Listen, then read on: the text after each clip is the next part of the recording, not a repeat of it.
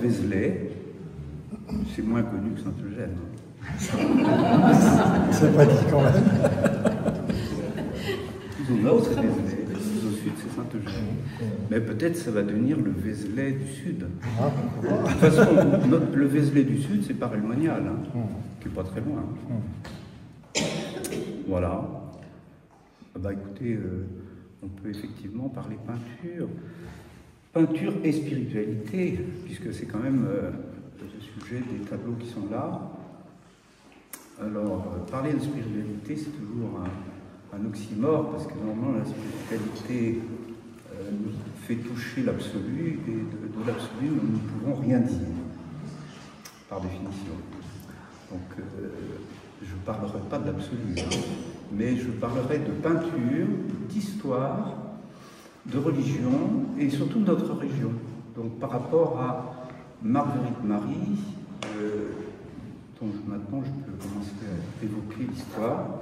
Déjà, pourquoi on a fait une exposition ici? Eh bien, j'ai un carton entre les mains.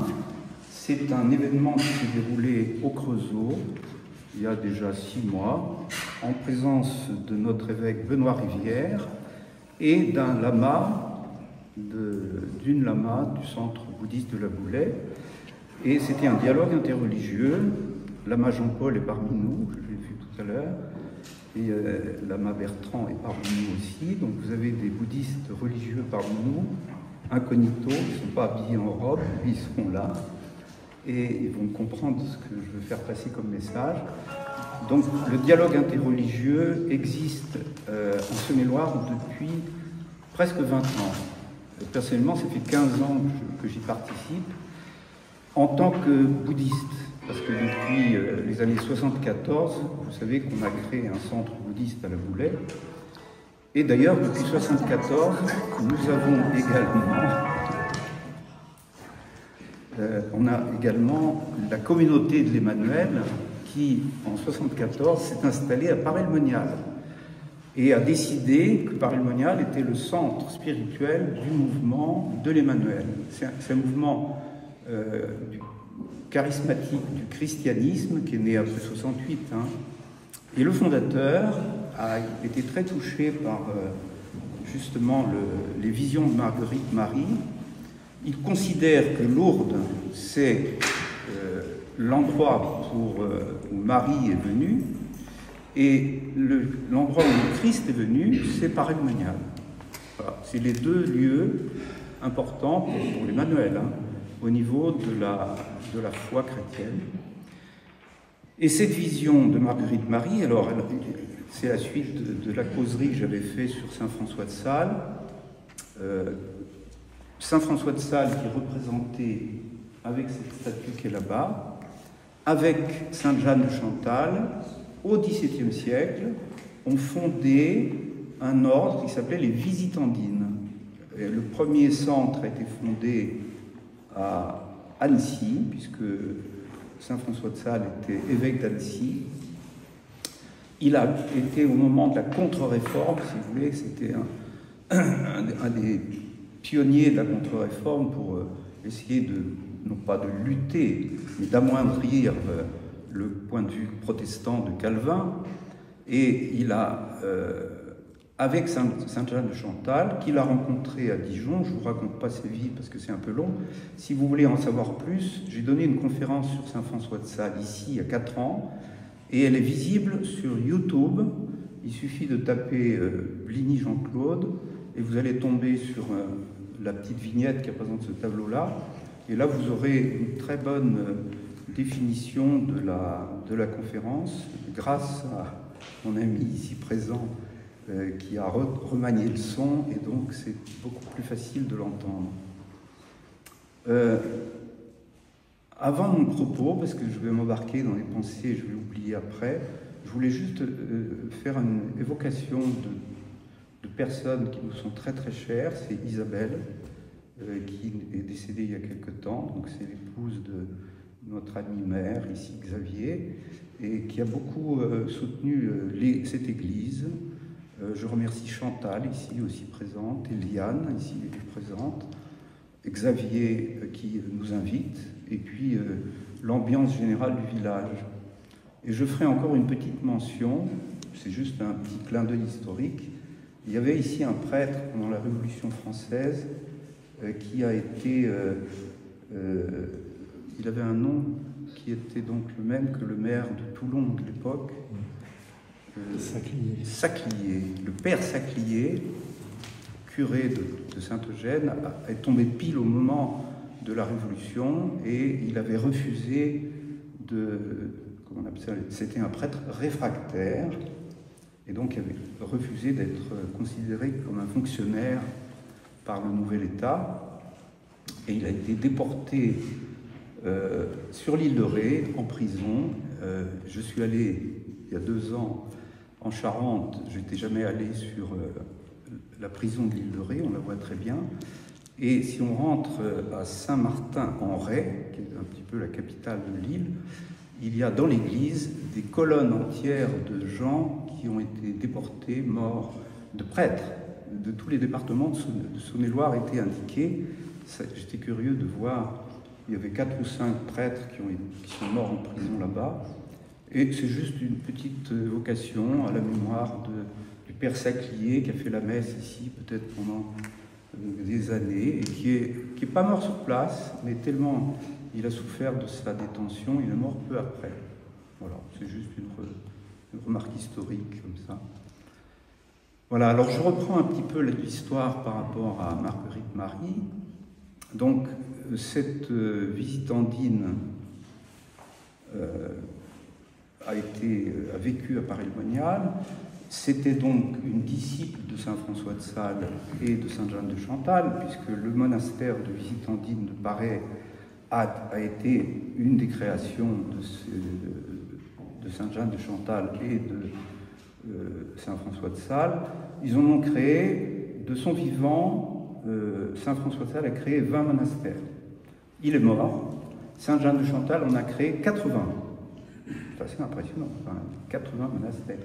Et parmi les premières générations de visitandines, il y avait donc cette Marguerite Marie, à l'époque de Louis XIV, qui a eu des visions du Christ. Et ces visions, au départ, ça inquiétait un peu sa supérieure, qui était un petit peu perturbée, parce que c'est très bien de pratiquer le christianisme, mais quand on a des visions envahissantes comme ça on peut être considéré comme cinglé, et au départ, c'était un peu ce qui se passait. On a convoqué un grand spécialiste théologien qui s'appelait Claude la Colombière, et qui était un jésuite intellectuel brillant, et qui est venu confesser cette religieuse, et puis surtout, il a vu que c'était tout à fait authentique, et il l'a encouragé à persévérer dans ses visions, et il a été le journaliste, si vous voulez, qui a écrit, il avait une bonne plume, comme saint François de Sales d'ailleurs.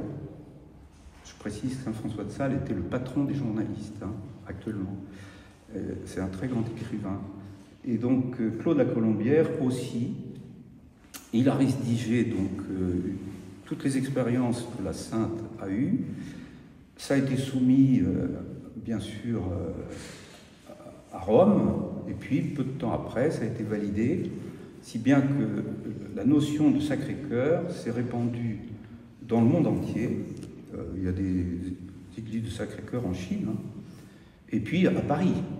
Donc le Sacré-Cœur de Paris, cette construction, en fait, est née des visions de Marguerite Marie, et le tableau qui est au fond, à droite là-bas, représente la mosaïque. Si vous êtes entré un jour au Sacré-Cœur de Paris, il y a une énorme mosaïque, c'est assez troublant quand on rentre, parce que vous avez ce Christ qui vraiment irradie, et vous avez Marguerite Marie à côté.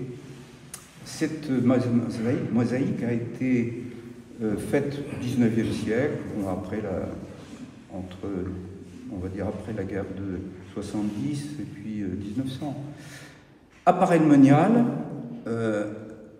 les visions ont eu lieu dans la chapelle des apparitions, et il y a également une peinture qui a été faite sans doute il y a 60 ans à peu près, où on voit Marie sur le tableau à gauche là-bas, avec le Christ. Si vous allez à Paris, vous connaissez, c'est une grande fresque murale. Et il se trouve que le père Kern, qui est donc un des responsables de l'Emmanuel à Paray-le-Monial, a voulu renouveler les visions, les tableaux que l'on pouvait faire sur ce sujet. Et il a sollicité un certain nombre d'artistes, et j'ai répondu en faisant ces 3 toiles sur le Sacré-Cœur et sur, bien sûr, Marguerite Marie. C'est le carton que vous avez reçu. Ça a été présenté devant un jury à Paray-le-Monial de 12 personnes. Il y avait des conservateurs de musées, il y avait des religieuses, des religieux, le père Kern, qui est très, très sympathique. Et puis, beaucoup d'artistes ont été sollicités, on était une trentaine. Alors, il y avait des jeunes qui n'étaient pas très expérimentés en dessin, parce que chacun sait que l'école des Beaux-Arts a décliné après 81, où on a commencé à bassiner les gens avec l'art contemporain et à presque interdire d'apprendre à dessiner dans les écoles d'art. Là, je fais un peu de... Voilà, bon, c'est ce que je pense sincèrement. Et il y avait aussi des gens qui avaient vraiment des productions de qualité, mais finalement, dans l'indécision, personne n'a été choisi, et en fait, c'est resté en suspens. Voilà. Ce qui explique que ces 3 toiles-là, moi-même, je souhaitais les présenter. Alors, les présenter dans une galerie de peinture, parce que je travaille avec des galeristes, mais c'est toujours délicat de présenter des sujets à caractère religieux dans des galeries d'art. C'est pas forcément du goût de tout le monde, et le mieux, c'était de les présenter donc, dans une église. Et donc, l'église de Saint-Eugène s'y prêtait, ce qui explique la présence de cette expo. Voilà. Ensuite, le reste des tableaux, la plupart sont des œuvres inspirées d'artistes très célèbres. On va commencer par le plus célèbre, c'est Léonard de Vinci, qui a, vous avez tous vu dans des productions de peinture, la Vierge, l'Annonciation, l'ange et la Vierge. Donc la Vierge n'est pas représentée, elle est là sur le tableau. C'est un tableau qui n'est pas très grand, il fait à peu près 1 mètre. Je suis allé le voir à Florence.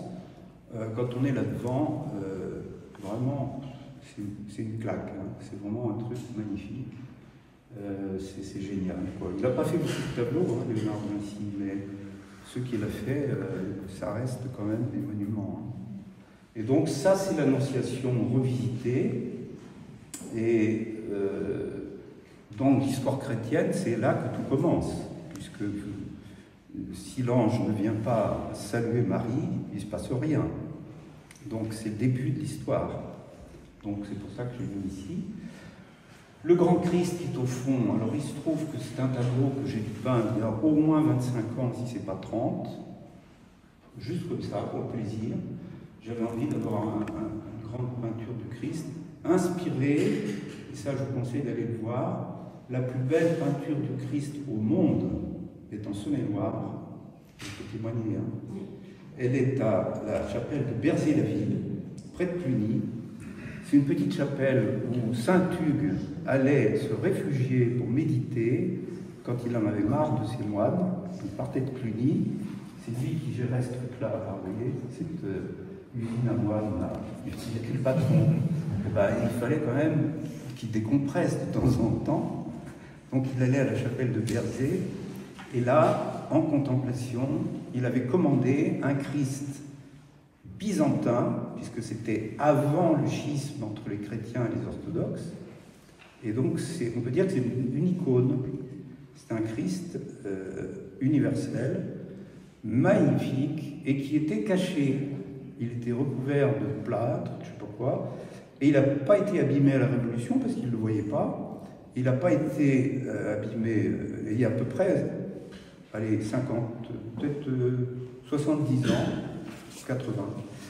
C'était peu après la guerre de 45, dans les années 50, on va dire. Le paysan qui était propriétaire de la chapelle, c'était un endroit pour stocker du foin. En grattant, il a vu qu'il y avait une peinture dessous, et puis il a fait signe à des experts, ils ont décapé le truc, et là, wow, le Christ devait c'est une peinture géniale. Je me suis inspiré pour faire celle-là aussi, vous voyez. Ça, c'est directement inspiré du Christ de Berzier-la-Ville, dans sa mandorle, et qu'on retrouve là-bas. Hein.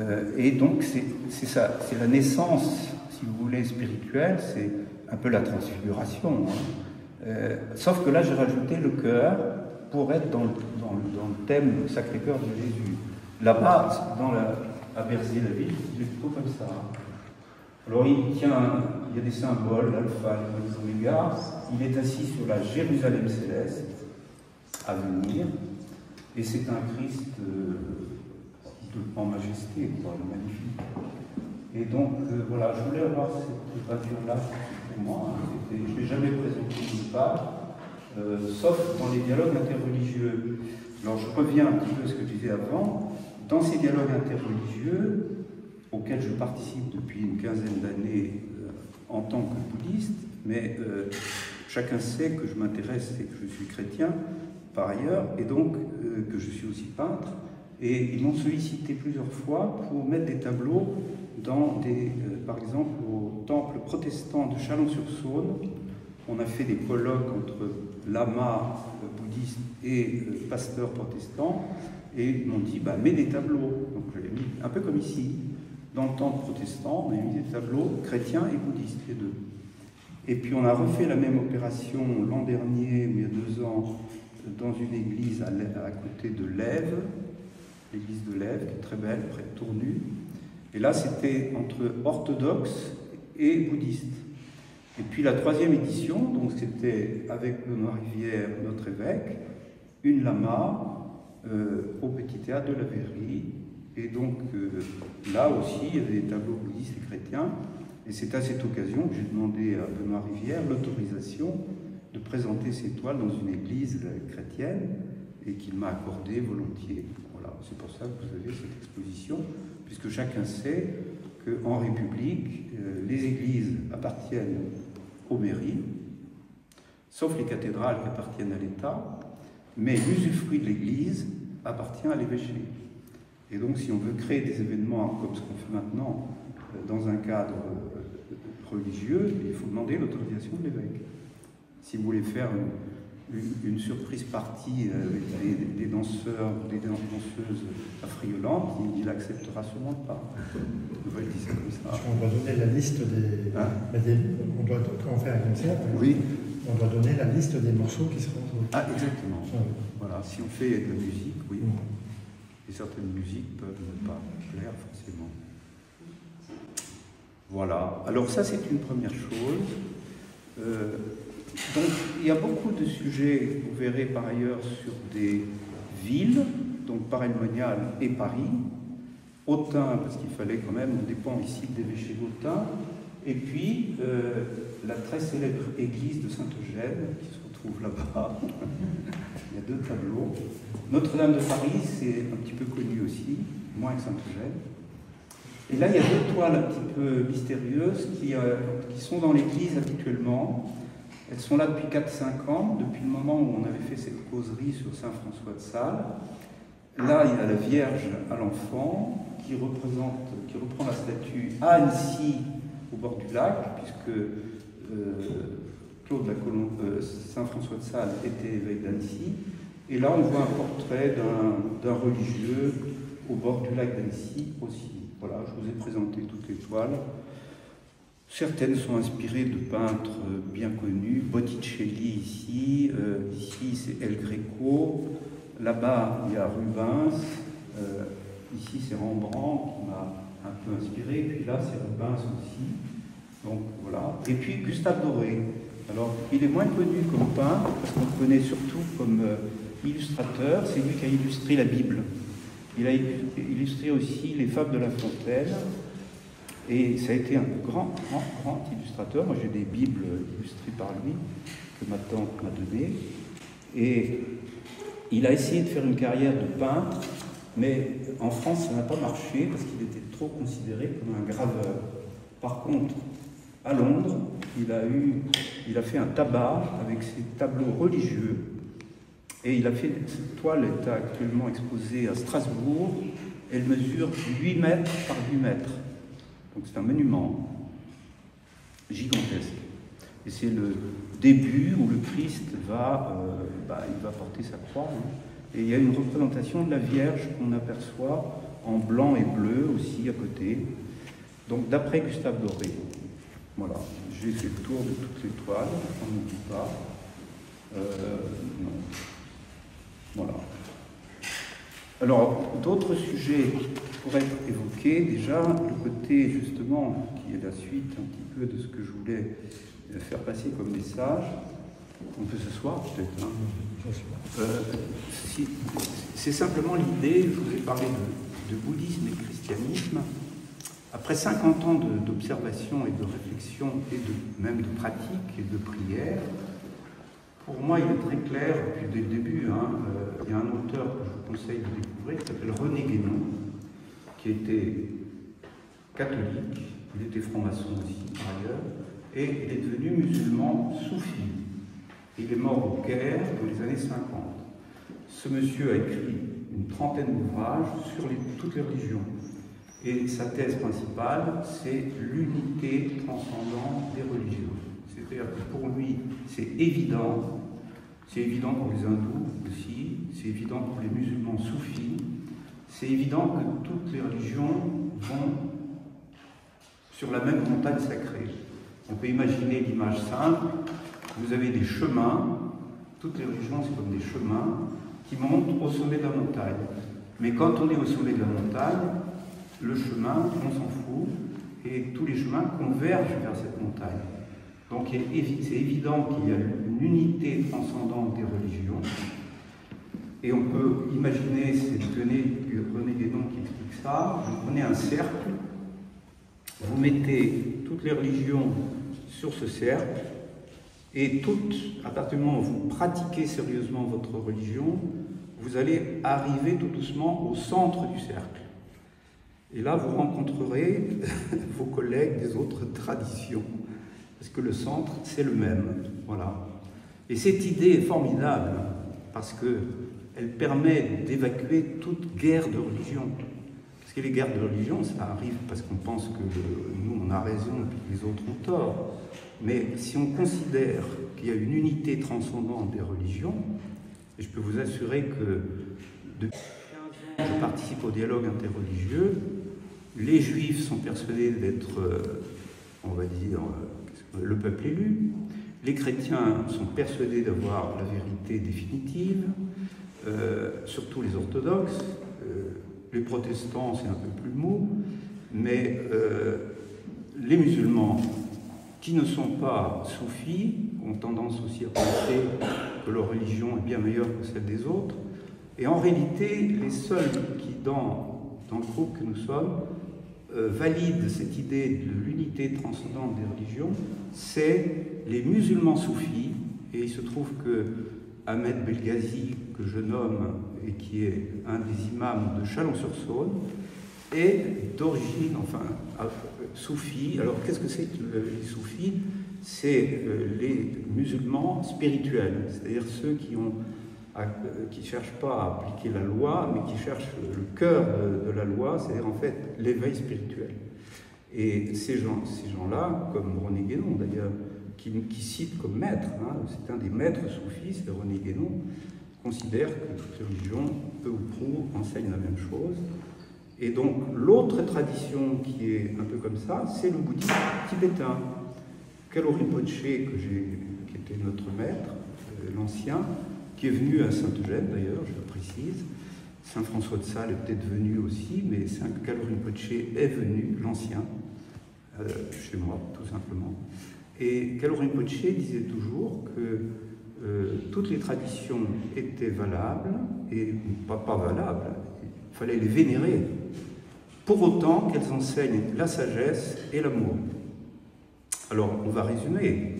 Le christianisme, les deux règles du christianisme, nous sommes presque tous chrétiens ici, c'est l'amour de Dieu qu'on doit développer et l'amour du prochain qui en découle. Dans le bouddhisme, on parle de la recherche de la sagesse et de la compassion. C'est pareil, hein. sauf que les vocabulaires changent. Et puis je reprends les termes exacts de la communauté de l'Emmanuel, le fondateur, je viens de lire sa biographie, il est formidable. Lui, pourquoi l'Emmanuel fonctionne bien, c'est qu'il met en avant deux idées, trois, pas plus. Premièrement, la contemplation. Alors lui, il appelle adoration. C'est-à-dire, dans le bouddhisme, on parle de méditation. Dans le christianisme, habituellement, on parle de contemplation. Mais lui, il parle d'adoration. Bon, c'est trois mots pour dire la même chose. Hein. Donc, il faut développer la méditation, chacun, 2 ou 3 heures par jour, si on peut, au moins 10 minutes, tous les jours. Et si on fait ça, on va développer une paix intérieure. Donc on va, en soi-même, observer notre esprit, enlever plus ou moins ce qu'on appelle dans le bouddhisme les émotions perturbatrices, la colère, la jalousie, les peurs, l'avidité, les désirs exacerbés, et en pacifiant l'esprit par la méditation ou par l'adoration ou par la contemplation, on va en arriver tout naturellement à trouver en nous-mêmes une espèce de diamant qui va faire qu'on va aimer notre prochain spontanément. Donc de là va découler la compassion. Et puis ensuite, je prends les termes du fondateur de l'Emmanuel, donc adoration, charité, compassion, et évangélisation. Parce qu'en fait, ça revient au bout des 2 premiers processus. Le 3e, c'est évangéliser. Parce que si vous avez découvert une vérité, un trésor intérieur, et que vous ayez de la compassion pour les autres, ben ensuite vous allez essayer de leur dire comment j'ai fait, comment on a fait. Donc, évangélisation. Et dans le bouddhisme, le processus est exactement le même. Donc, il s'agit de développer la méditation. On insiste beaucoup, Shiné, la pratique de pacification de l'esprit. Les retraites de 3 ans, c'est ça. Nous avons 2 amis ici qui ont fait des retraites de 3 ans. Vous parlez mieux que moi de cela. Donc, l'observation de l'esprit, la paix de l'esprit, maîtriser les passions, développer peu à peu les qualités et effacer l'ego. L'ego va petit à petit s'amoindrir. Le moi-je va s'effacer progressivement. Et la compassion va tout naturellement sortir de cette opération de méditation. Méditation, contemplation, et puis compassion, amour du prochain. Et ensuite, si on est bouddhiste, on a envie de partager cette aventure. Donc, sans faire de prosélytisme, on va essayer de développer le dharma, c'est-à-dire la parole du Bouddha, développer la foi, analogue à l'enseignement évangélique de l'Emmanuel. Alors, je reprends des termes chrétiens maintenant, parce que c'est quand même intéressant, puisqu'on est dans un lieu pour réfléchir à ça ensemble. Quand on fait le Notre Père, souvent on le cite instinctivement, mais en réalité, dans le Notre Père, il y a l'évocation des 3 vertus théologales, donc ce qu'on appelle la foi, l'espérance et la charité, qui sont des dons de Dieu. Donc la foi, l'espérance, la charité. Et puis ensuite, il y a les vertus cardinales que nous devons pratiquer, qui est la prudence, la force, la tempérance et la justice. Alors c'est dans cet ordre-là. C'est la prudence, la justice, la tempérance et la force. Donc, vous voyez, si on médite sur ces vertus-là, c'est fondamental, parce qu'en réalité, c'est comme ça qu'on développe les qualités spirituelles. Évidemment, la foi, c'est un don, c'est une grâce. En découle l'espérance, notre vie a un sens, on voit où on va. Et puis la charité, l'amour du prochain, là aussi, on va rejoindre ce que je disais précédemment. en découle l'espérance, notre vie a un sens, on voit où on va, et puis la charité, l'amour du prochain, là aussi on va rejoindre ce que je disais précédemment. Et nous-mêmes, dans nos vies quotidiennes, il est très important de développer la prudence. Alors ça paraît bizarre parce qu'on se dit la prudence, c'est curieux comme truc. Mais en fait, tous les problèmes qu'on a, ils nous arrivent parce qu'on n'a pas été prudent. Et en fait, ça rejoint les notions dans le bouddhisme de vigilance, d'attention à ce que nous faisons, à ce que nous disons et à ce que nous pensons même. Hein. La vigilance, l'attention, va permettre, avec cette notion de justice, la justice, c'est ne pas faire de tort à autrui, vous voyez, être juste. Et là, on rejoint une règle fondamentale dans toutes les religions, qui est la règle d'or. Et la règle d'or, c'est ne fais pas à autrui ce que tu ne voudrais pas qu'on te fasse. Et il y a une autre penchant, c'est fais à autrui ce que tu aimerais qu'on te fasse. Voilà, c'est la règle d'or. Toutes les religions l'enseignent.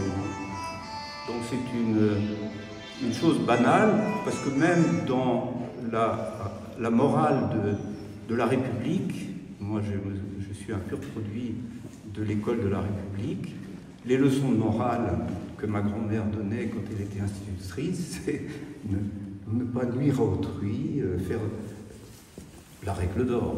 Voilà. Et puis je reprends mon petit laïus sur donc la justice, la tempérance.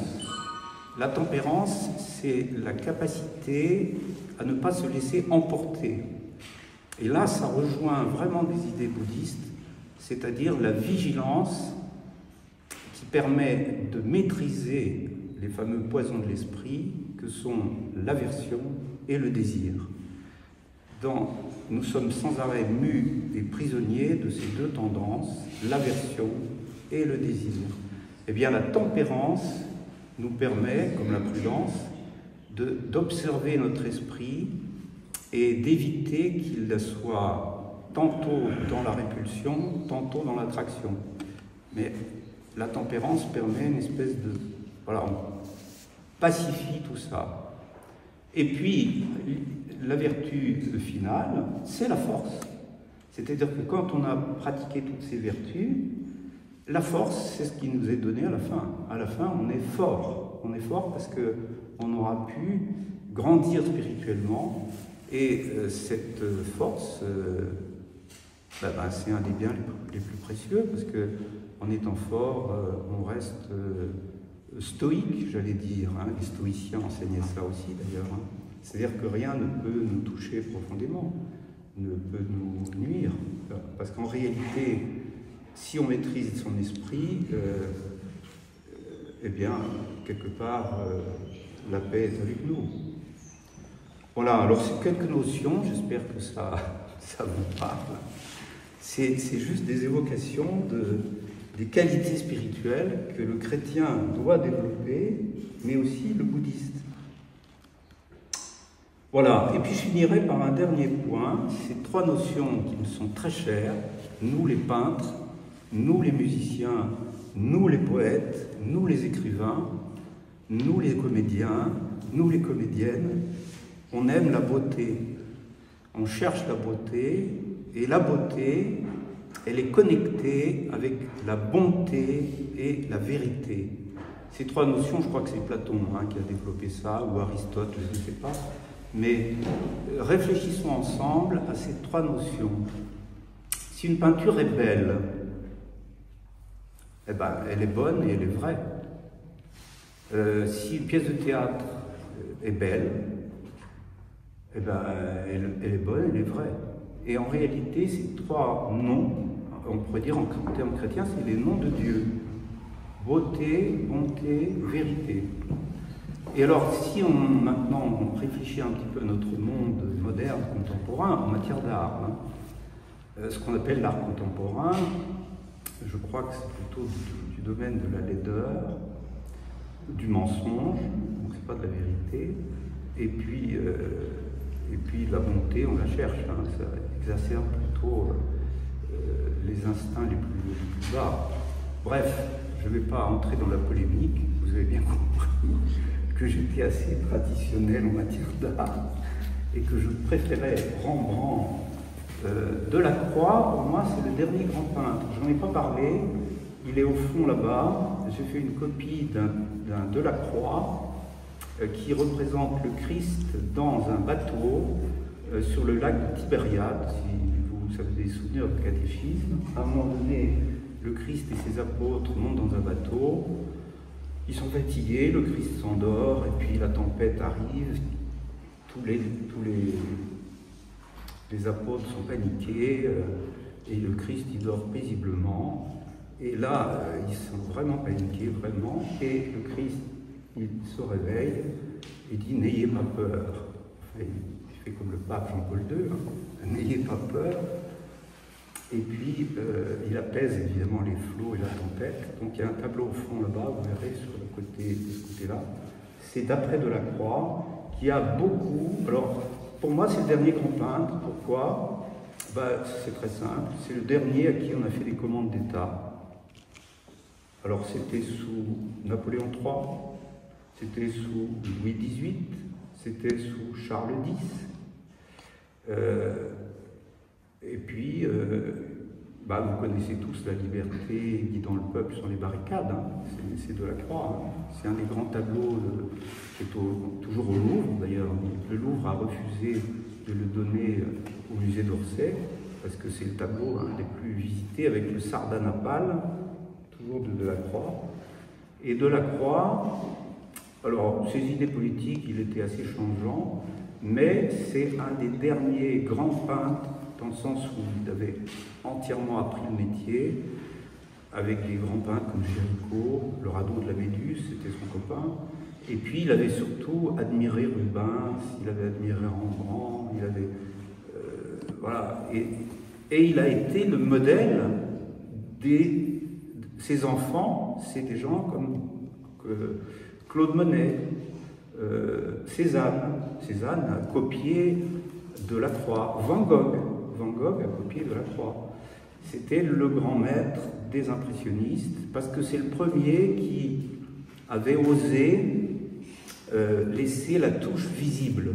Parce que le fin du fin, Ingres, par exemple, il y avait un grand combat entre Ingres et Delacroix, parce que Ingres, c'était un peintre un peu qui léchait ses tableaux de manière, on ne voyait pas un coup de pinceau, c'était lisse, quoi. Si vous voulez voir un tableau d'Ingres, vous allez à Autun, hein, vous avez le Saint-Symphorien, tableau donné par l'État, parce que l'État avait volé un tableau à Autun qui est au Louvre actuellement, mais à Ingres, il y a un très beau grand tableau de Saint-Symphorien dans l'église, dans la cathédrale d'Autun, et vous vous approchez, vous verrez, c'est totalement lisse. Delacroix, lui, il osait la touche visible, et c'était un peintre qu'on a classé comme romantique. Lui-même, il s'en foutait complètement, mais il peignait de manière plus spontanée, on va dire, voilà. Et ça a plu à la génération suivante, les Claude Monet, les Van Gogh, et puis Cézanne. Voilà. Et puis après, c'était après. Hein, bon. Mais si on veut se référer à la grande peinture, et c'est surtout le dernier qui a eu des commandes d'État. Parce qu'après l'État, vous savez, la République, elle est peu commandeuse de peinture. Hein. La dernière commande qui a été faite par l'État, c'est par Clémenceau, qui a été, souvenez-vous, à la guerre de 14, le Tigre. Eh bien, Clémenceau était copain avec Claude Monet, et il a dit à Claude Monet, 10 ans avant qu'il meure, tu vas me faire des tableaux énormes et moi je te trouve une place pour les mettre. Et c'est le musée de l'Orangerie. Et donc si vous allez voir les nymphéas, c'est magnifique parce que c'est après la boucherie de 14-18. Il faut savoir que Clémenceau n'était pas chrétien vraiment, il était plutôt bouddhiste. Enfin à mon avis, il avait toujours un Bouddha sur son bureau. Et à la fin de sa vie, Clémenceau est allé en Inde, sur les lieux sacrés du bouddhisme. Et il a voulu faire passer un message de paix en montrant les nymphéas. Et les nymphéas, c'est des nénuphars. Et les nénuphars, c'est des lotus. Et les lotus, c'est le symbole du bouddhisme. Et donc, l'air de rien, tout laïc qu'il était, tout républicain qu'il était, il faisait du prosélytisme bouddhiste, Clémenceau. Et il était assez anticlérical avec le monde politique qui se mettait, enfin, il était républicain, voilà. Et puis, si on veut regarder les grands hommes qui ont osé commander des tableaux, des chefs d'État, le dernier, c'est De Gaulle. Alors, De Gaulle, sous couvert de Malraux, en qui il avait donné les coups des franches, il a choisi Chagall. Et il a demandé à Chagall de peindre le plafond de l'Opéra. Et le plafond de l'Opéra, c'est la dernière commande de la République en matière de peinture.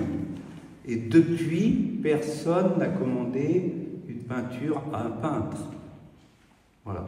Il y a eu des sculptures dans le cadre du 1%, dans les collèges notamment, mais des peintures, il n'y en a pas eu. Et je regarde si la ville de Montceau-les-Mines a commandé, et c'est vrai, pour décorer l'embarcadère, donc une peinture, je ne sais pas le nom de l'artiste, mais il fait partie des peintres de la marine. Donc les fresques qui sont peintes, c'est pas lui qui les a fait, mais il les a fait faire, sur l'embarcadère. Ah, sur la façade. C'est une commande. C'est une commande de votre prédécesseur. Voilà. Mais il y a eu des commandes quand même dans les établissements publics. Au Creusot, il y avait eu une fresque qui avait été commandée à, je ne sais pas si c'est pas, j'ai un trou de mémoire, un copain de Picasso.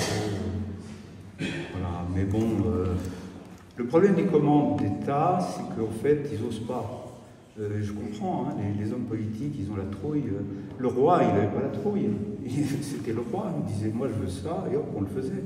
C'était simple. Alors, les grandes peintures, c'est quand même Louis XIV qui les a commandées. Louis XV, il n'a pas fait grand-chose. Louis XVI, alors tiens, je vais quand même vous raconter, on va finir sur cette affaire de Louis XVI. Je profite de l'occasion, puisque nous avons un projet avec Montceau-les-Mines de mettre en valeur le canal du Centre pour la journée des patrimoines le 20 septembre. Donc le 20 septembre, là. Journée du patrimoine dédiée au canal du Centre. Le canal du Centre qui va, je rappelle, de Digoin à Châlons, passant par Montceau-les-Mines.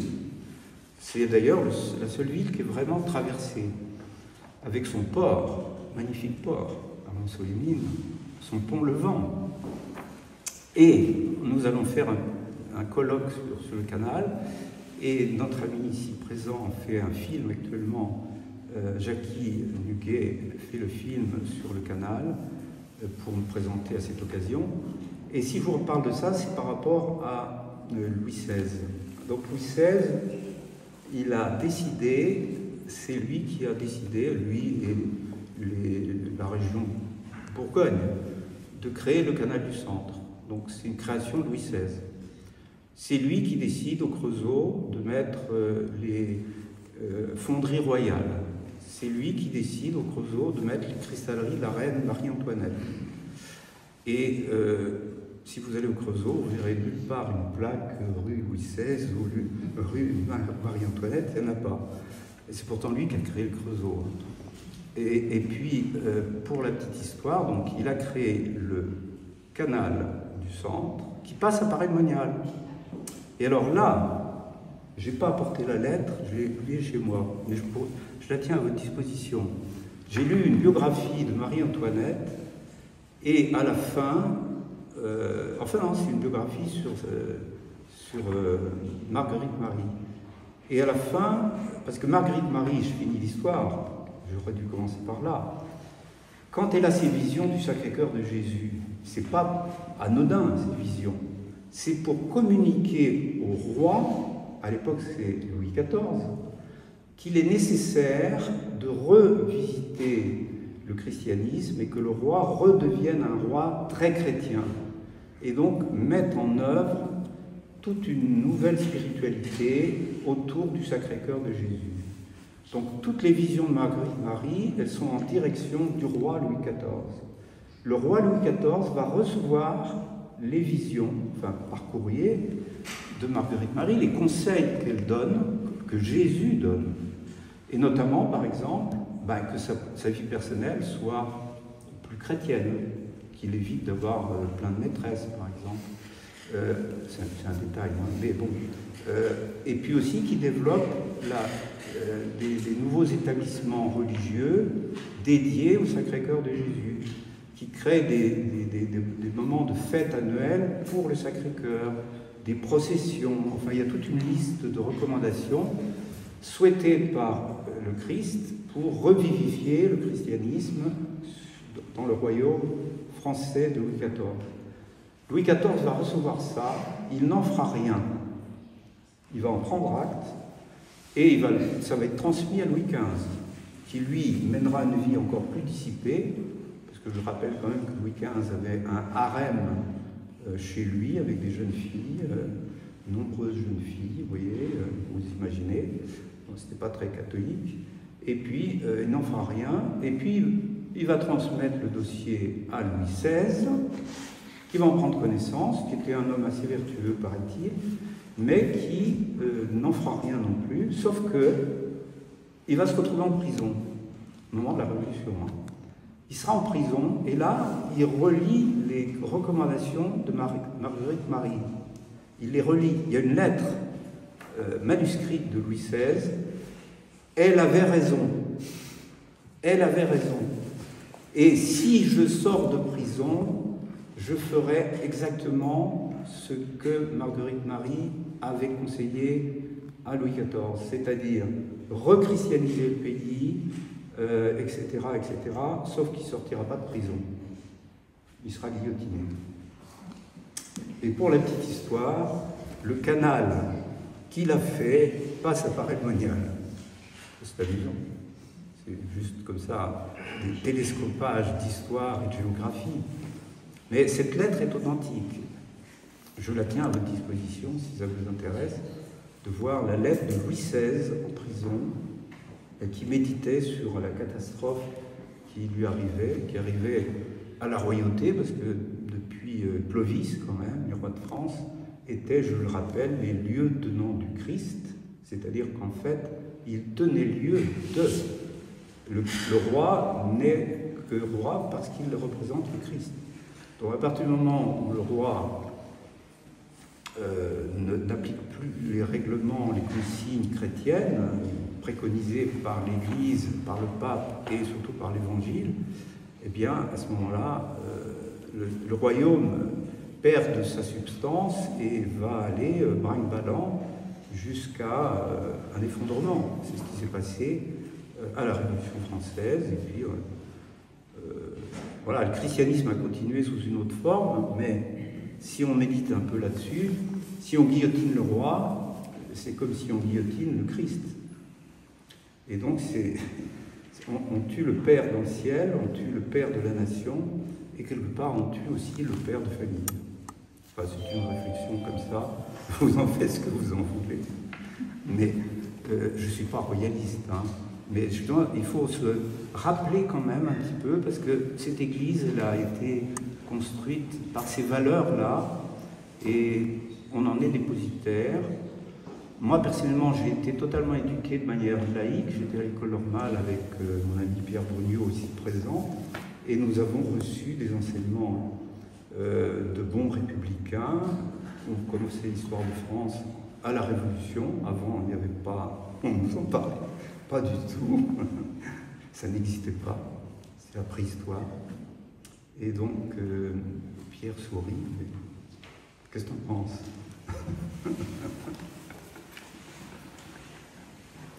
Voilà. Bon, écoutez, je crois avoir fait le tour. Je suis prêt à répondre à toutes les questions concernant la peinture, surtout. Un tableau, c'est une proposition de contemplation. Ah, je finirai quand même, puisque je regarde ce tableau, j'en ai pas parlé.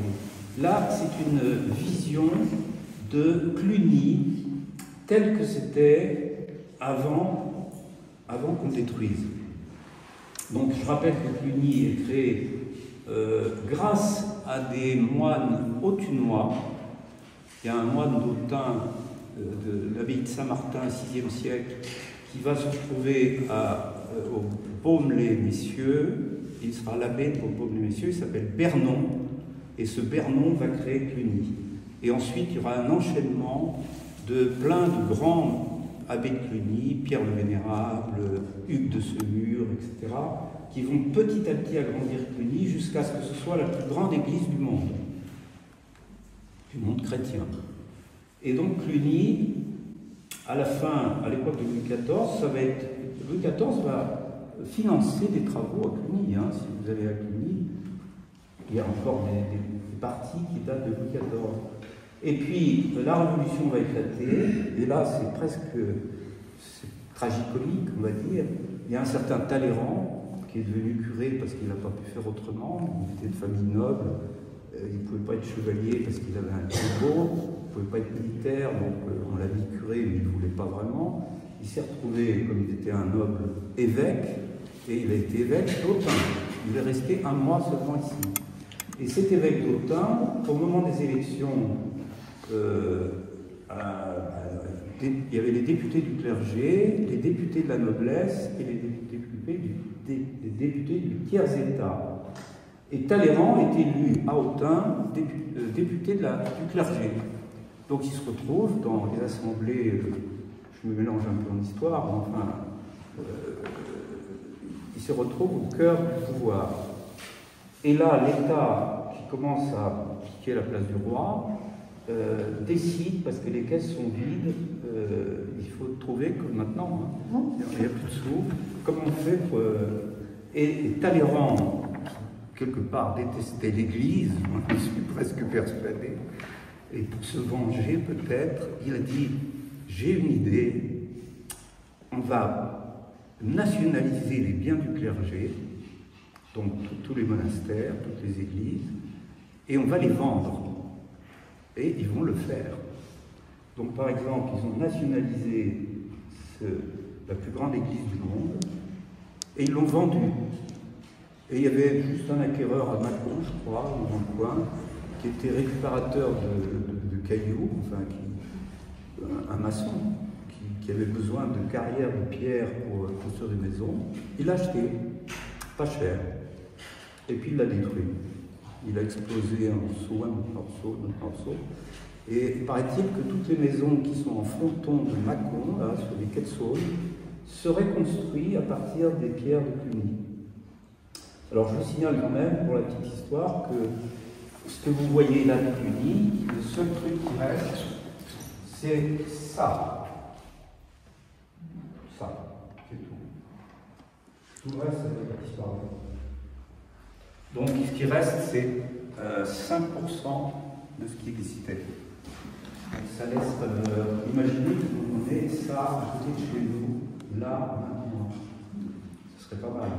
Alors je vous signale qu'on l'a, c'est pareil-monial, parce que les abbés de Cluny, à part Saint-Hugues qui allait donc à la chapelle des moines de Verzé-la-Ville, ils allaient à pareil-monial. Je ne sais pas pourquoi, ça leur plaisait, et ils avaient là-bas, pareil, parce que ça c'est Hugues de Semur qui construit Paray-le-Monial. Donc ce bâtiment de Paray-le-Monial est une fille de Cluny. Saint-Hugues va construire ça parce que lui c'est Hugues de Semur embryonnais. C'est pas très loin de Paray. Hein, donc, et la pierre de Paray était très belle, elle permettait de construire des...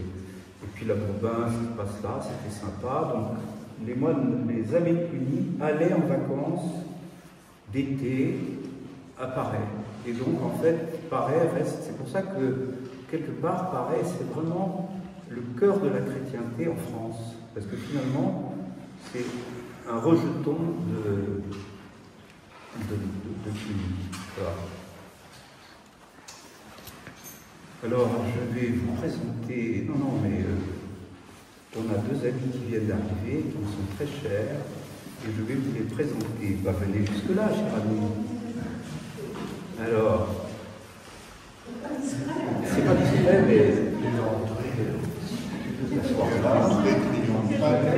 Alors voilà, ici vous avez un paquet de pain transparent. Donc, je vais Tara Guillermin, Christian Deplan, dit Chris, ces deux artistes vous avez là, ont décoré le temple de la Boulette. Nous étions 5 ou 6. Ouais. Et on a fait les fresques dans le temple, à l'extérieur, cage d'escalier, tout ça. Donc Christian et Tara ont peint les dragons, enfin c'est pas les dragons, les gardiens du temple. Tara, toute seule, comme une grande. C'est quoi les gardiens, oui. Christian, La Machera, il voulait que ce soit comme moi. Christian, je l'ai vu avec un pistolet retouché. Les frères en haut. Non, les gardiens. Ah, un petit nuage. Ah, les petits nuages. Les chicottes, là. Alors, ils ont une exposition actuellement dans le temple.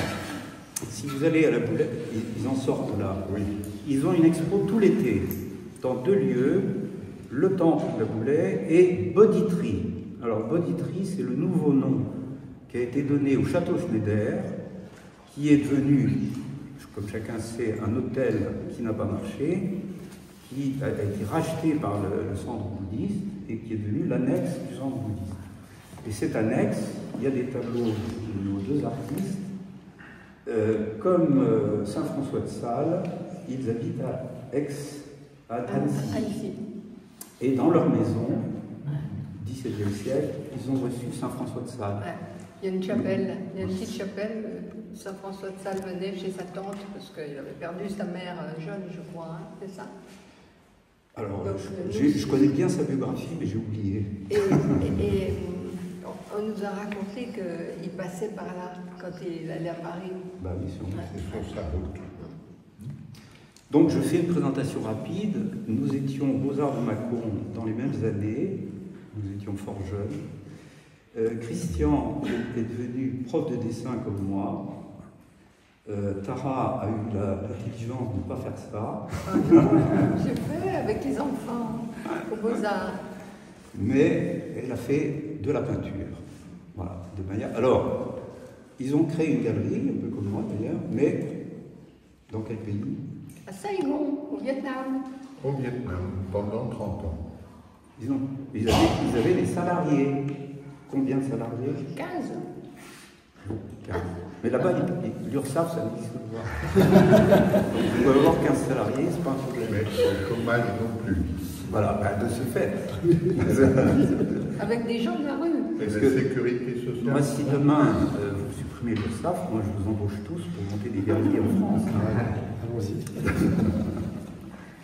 Non, mais c'est ce qui explique, si vous allez à l'exposition, les thèmes que nous traitons dans cette exposition, qui sont vietnamiens, japonais et cambodgiens. Et l'année prochaine, c'est Monsieur Jean-Claude Mini qui exposera. J'ai expliqué ça tout à l'heure. Alors, ici, on est dans un contexte chrétien. Vous êtes chrétien. Le prénom, Faites attention à ce que vous allez répondre. le baptême, avec Christine et Christian. Oh bah, tu peux tout faire autrement. Christine Marie-Joseph. Ça va? Ça ira? Ça suffit.